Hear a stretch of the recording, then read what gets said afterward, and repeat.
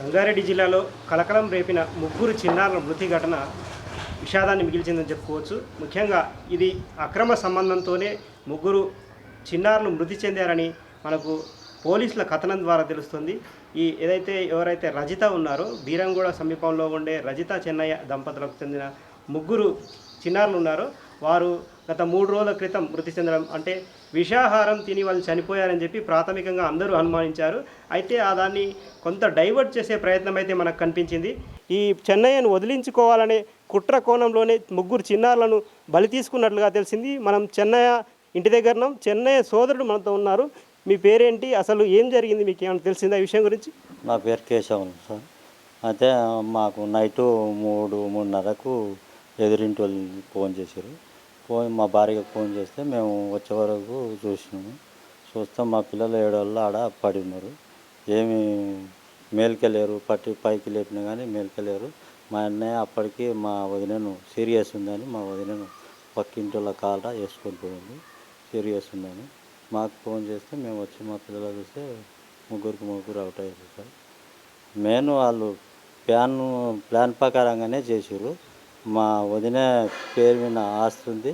మా పిల్లలు ఒక్కరు బతికినా కానీ పిల్లలకు ఇవ్వవలసి వస్తుందని పిల్లలను ముగ్గురిని విషం ఇచ్చి చంపారు. మా అన్నకు కూడా విషం తిననీకే కలిపి పెట్టారు పెరుగులో మొత్తంలో. ఆ రోజు చందనగర్ ఆర్డర్ వచ్చినందుకు పెరుగు తినకుండా పప్పు తిని చందనగర్ ఆర్డర్ వెళ్ళిపోయి వచ్చినాక తలుపు కొడితే తలుపు తీసిందంట మా వదిన ఒకటి. తీసినాక మా పాపను మధ్యలో వేసుకొని ఇద్దరు పండుకున్న తర్వాత మా వదిన మధ్య ఒక 2-3 గంటల తర్వాత యాక్టింగ్ చేసేసింది. మొత్తం నాకు గొంతు పట్టేస్తుంది, ఇది పట్టేస్తుంది అని. యాక్చువల్గా ఆమె పెరుగన్నం తినలేదు, ఏ అన్నం తినలేదు. మొత్తం ప్లానింగ్ ప్రకారంగానే చేసింది. ఈ పాత మిత్రుడు ఈ కుట్రకు తెరతీసినట్టుగా మనకి పోలీస్ దర్యాప్తులో తెలియదు కదా. అయితే ఎవరైనా అంటే ఆయనకు గత ఎన్ని రోజులుగా సంభాషణ కానీ ఫోన్ సంభాషణ ఉన్నట్టుగా మీకు తెలిసిందా? ఆ విషయం మాకు తెలియదు కానీ మొన్న వాళ్ళ అమ్మకు కంటి ఆపరేషన్ అయింది. కంటి ఆపరేషన్ అయిపోయి వాళ్ళ అమ్మతానికి వెళ్ళిపోయి వచ్చిన 2వ రోజుకే ఈ దారుణం జరిగింది. అసలైంది ఆమె ఈ భూమి మీద మన దేశం గౌరవించాలంటే అలాంటి వాళ్ళను భూమి మీద బతకకుండా ఉరి తీస్తేనే కరెక్ట్ నిర్ణయం. నాకు తెలిసిన ఉద్దేశము. ఆమెను చూసి ఇంకోరు నేర్చుకోకుండా అలాంటి నిర్ణయం తీస్తే బాగుంటుందని నేను చెప్తున్నాను. అంటే ఇప్పుడు మీ అన్న ఏమైనా చెప్పాడని 2 రోజులు ఫోన్లో ఏమైనా మాట్లాడారా? మరి మా పిల్ల ఆదేరు ఎట్లా ఫస్ట్ భార్య చచ్చిపోయింది. మా పిల్ల ఆదేరు ఎట్లా మా పిల్లకైతే ఫస్ట్ మ్యారేజ్ ఇదే.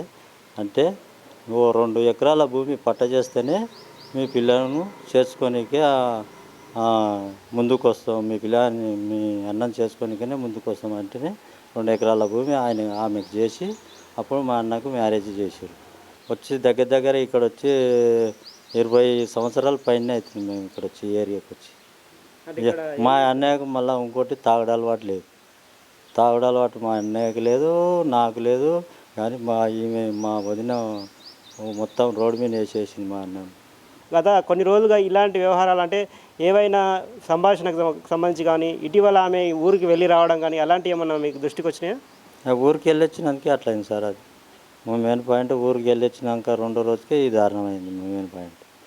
మా అన్నయ్య ఎప్పుడు పొద్దున్న లేచి ఏ చెడ్డ అలవాటు లేవు కాబట్టి పని పిల్లలు ఎదిగిరు, పని చేయాలి, కష్టం చేయాలి అనేది ఒకటే ఎరుక మా అన్న. పని బాగా చేయాలి, ఇంకొకరు అవతలోనికి చేయి చాపకుండా బతకాలనేదే మా అనేది సిద్ధార్థ. అంతేగాని చాలా ఇల్వైన బతికేటోళ్ళం ఇప్పుడు అందరినీ రోడ్డు మీద పట్టేసుకొని పోయింది ఆమె. ఏమి లేవు పొలం డాక్యుమెంట్, 2 ఎకరాల భూమి, 2 ప్లాట్లు, ఒక ప్లాట్ అలా ఒక ప్లాటు ఈమె పేరు మీద ఉంది. మొత్తం ప్లాట్లో డాక్యుమెంట్లు అన్నీ తీసుకొని పోయింది. అయితే చాలా వరకు ఇటీవలి కాలంలో గెట్ టుగెదర్ పార్టీలు చాలా వరకు కొంతమంది ప్రాణాల మీదకి తెస్తున్నాయని చెప్పుకోవచ్చు. ఇది ఒక ఉదాహరణగా చెప్పుకోవచ్చు. 10-15 సంవత్సరాల తర్వాత 10th క్లాస్ ఫ్రెండ్స్ అంతా ఒకే దగ్గర కూడి గెట్ టుగెదర్ పార్టీలు చేసుకోవడం అనేది ఇటీవల కాలంలో ఒక ఫ్యాషన్గా మారిపోయింది. ఇందులో ఈ క్రమంలోనే కొంతమంది చిన్ననాటి స్నేహితులు అప్పట్లో ఉన్న వాళ్ళ అనుబంధాలను గుర్తు చేసుకుంటూ వాళ్ళ మెమరీస్ను రివీల్ చేసుకుంటూ తర్వాత పరిచయాలు పెంచుకోవడం అనేది సర్వసాధారణంగా మారిపోయింది. ఈ క్రమంలోనే ఈ రజిత వ్యవహారం కూడా ఇలాగే పెరిగిందని మనకు ఒక అనుమానం, పోలీసులు అయితే అనుమానం వ్యక్తం చేసిన పరిస్థితి ఉంది. మొదట అయితే ఈ కేసుకు సంబంధించి ఫుడ్ పాయిజన్గా అనుమానించినప్పటికీ తర్వాత పోలీసుల విచారణలో అసలు విషయాలు అయితే వెలుగులోకి వచ్చాయని చెప్పుకోవచ్చు. కుట్రపూరితంగానే రజిత తన భర్త పిల్లలను హతమార్చేందుకు ప్రయత్నం చేసిందని చెప్పి ఈ పోలీసుల విచారణ అయితే స్పష్టమైంది. కెమెరామెన్ శ్రీకాంత్తో నాగేష్, జీ న్యూస్, సంగారెడ్డి నుంచి.